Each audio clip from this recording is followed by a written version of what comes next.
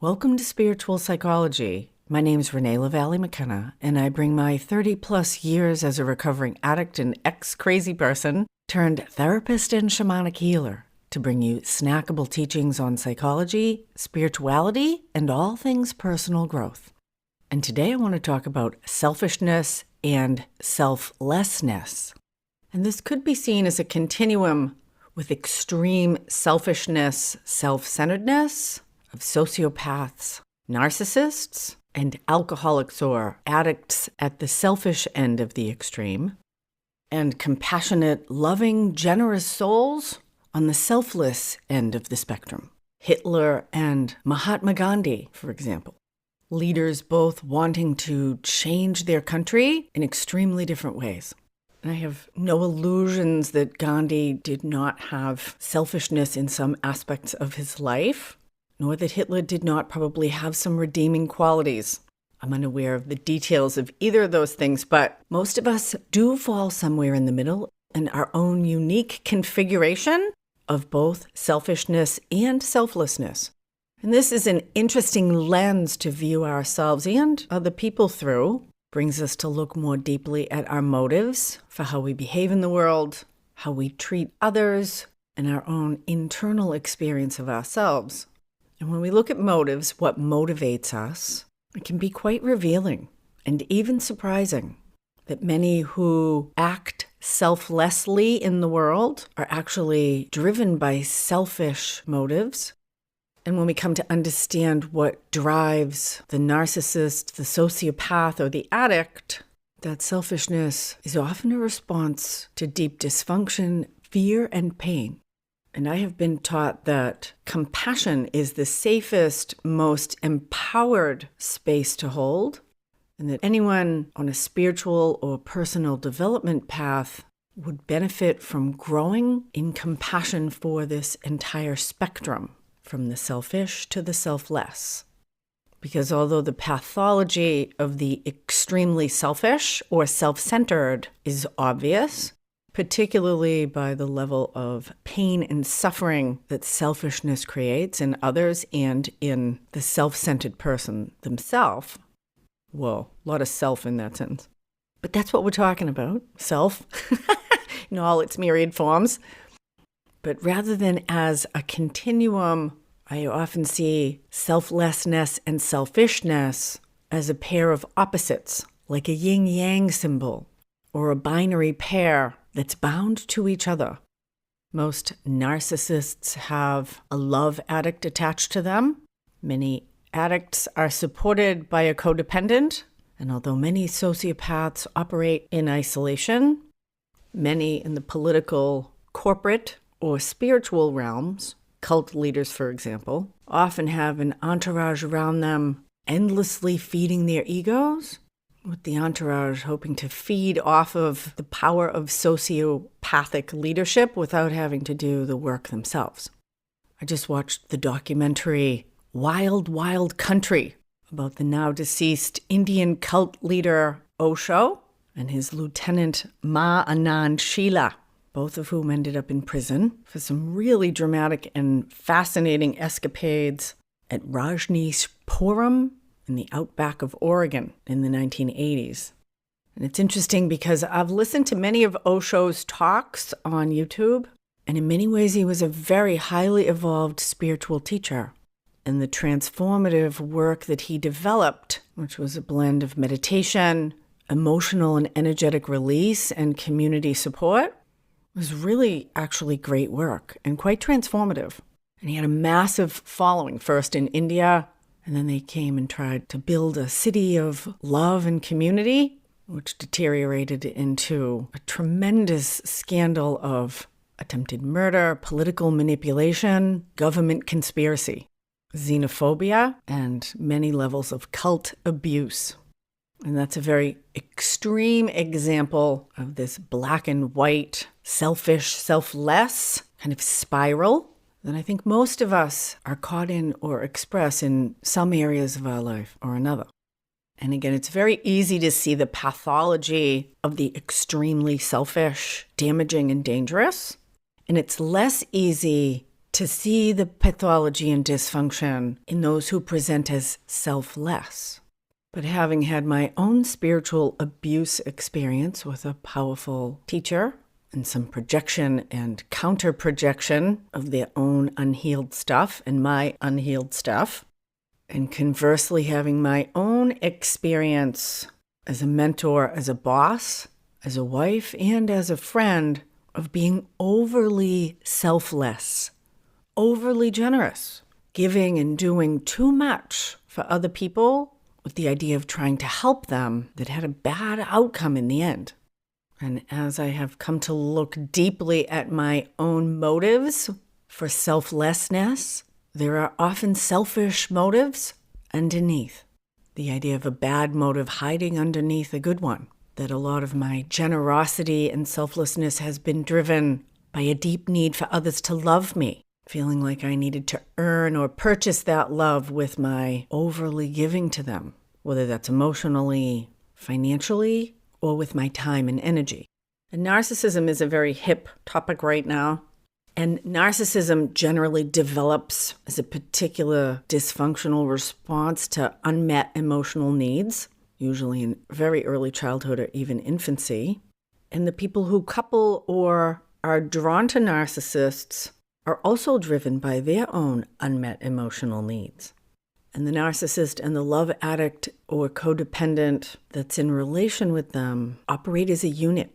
And there's a lot of blame placed on the narcissist. But in adult relationships, there are no victims, only volunteers.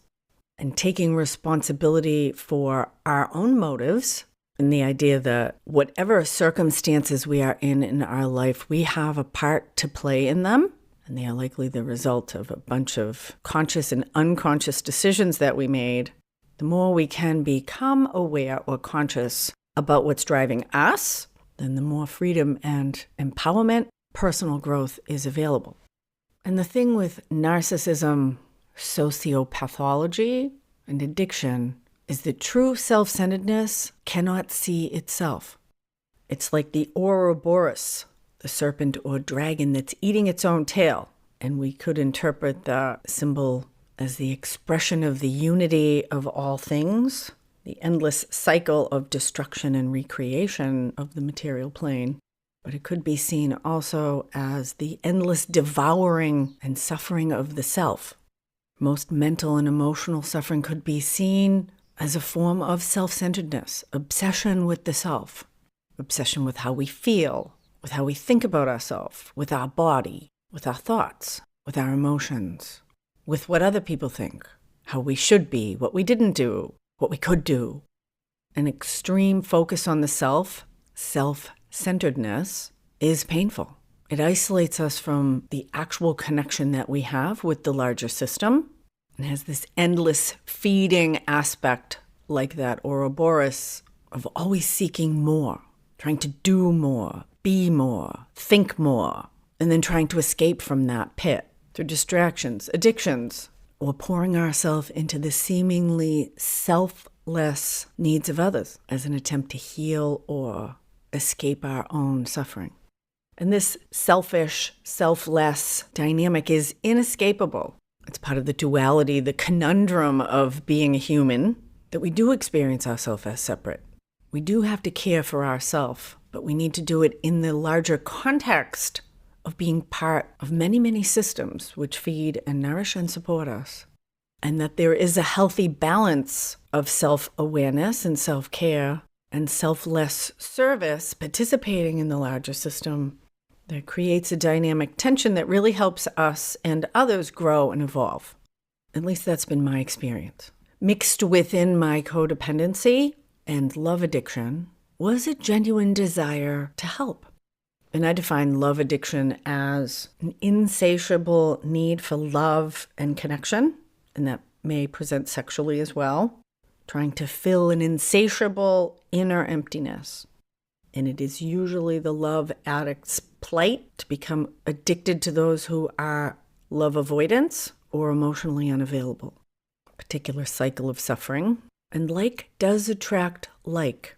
And if I'm attracted to narcissists or people who are emotionally unavailable, I need to look at my own emotional unavailability to heal my own wounds and to show up in a way that allows others to do the same, which often includes allowing people to have the natural consequences of their own behavior and allowing other people the dignity of their own authentic suffering and growing the emotional maturity and character to be able to be in the presence of authentic human suffering and the incredible transformative opportunity that lives there.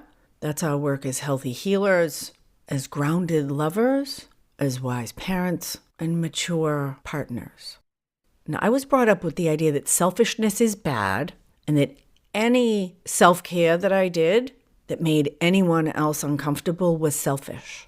And so I had no boundaries. I didn't know how to say no. And if I couldn't say no, I actually couldn't say an authentic yes.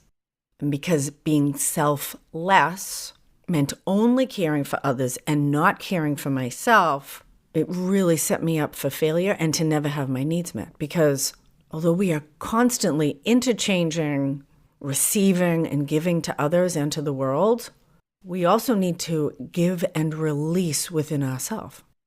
Al-Anon was the second 12-step fellowship to develop after Alcoholics Anonymous.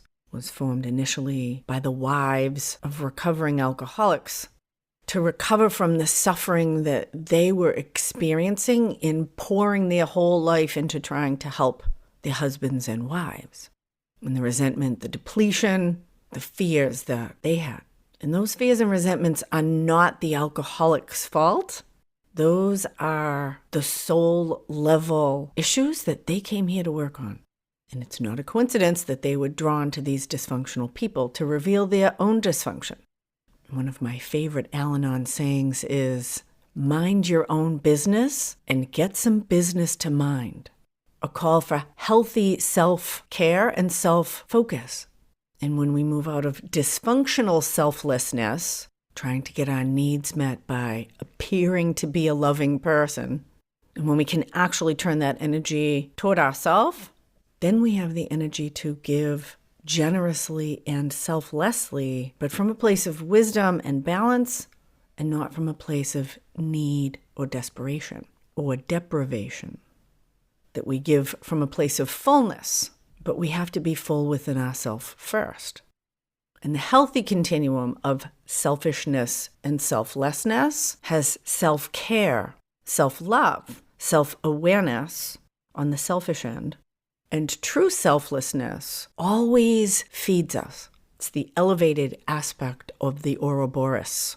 That service in the world can be an endless fountain of joy, nourishing our soul. And there's a very easy way to tell if my selfless service is healthy or not. And it's simply how I feel after I do it. If I feel depleted, resentful, like I'm owed something, that I'm agitated, irritated, anxious. If there's dissonance in my body or my feelings or my mind after I do something for someone else or put energy out in the world, then there's something off about my service. And I need to look at myself, my self-care, my motives. What's the dynamic that's actually happening? Because good service always serves the server. And the highest good for one is the highest good for everyone involved. And that has to include myself. So I encourage you to think about your own relationship with selflessness and selfishness. We all have one. Where those dynamics are healthy and where they're dysfunctional in your life. And those dynamics show us exactly where we need to grow. Thank you so much for listening. If you would like to do some personal growth work, I'm offering a series of small group experiences, spiritual experience groups, starting at the end of February. There's 6-week sessions, 1-hour small groups of 5 to 8 people, very intimate. Under my guidance and spiritual direction, we'll do some inner journey work, for opportunities to share and support each other, wherever we're at in the process. Beginners are welcome. The groups are filling up fast, but I do have some spots. I'll leave the time slots for the spiritual experience groups in the show notes. Feel free to DM me on Instagram at Renee McKenna, or shoot me an email, info@reneemckenna.com if you want to learn more. I'm offering these groups on a donation basis. And I don't want anybody to miss out. If you have financial need, please reach out to me. If you'd like the free download of the first chapters of my book, Allies and Demons, Working with Spirit for Power and Healing, there's a link in the show notes. And please rate, review, or subscribe to make this podcast available to more people. Thanks as always to my generous supporters on Patreon. Blessings on your path until we meet again. This is Renee McKenna for Spiritual Psychology.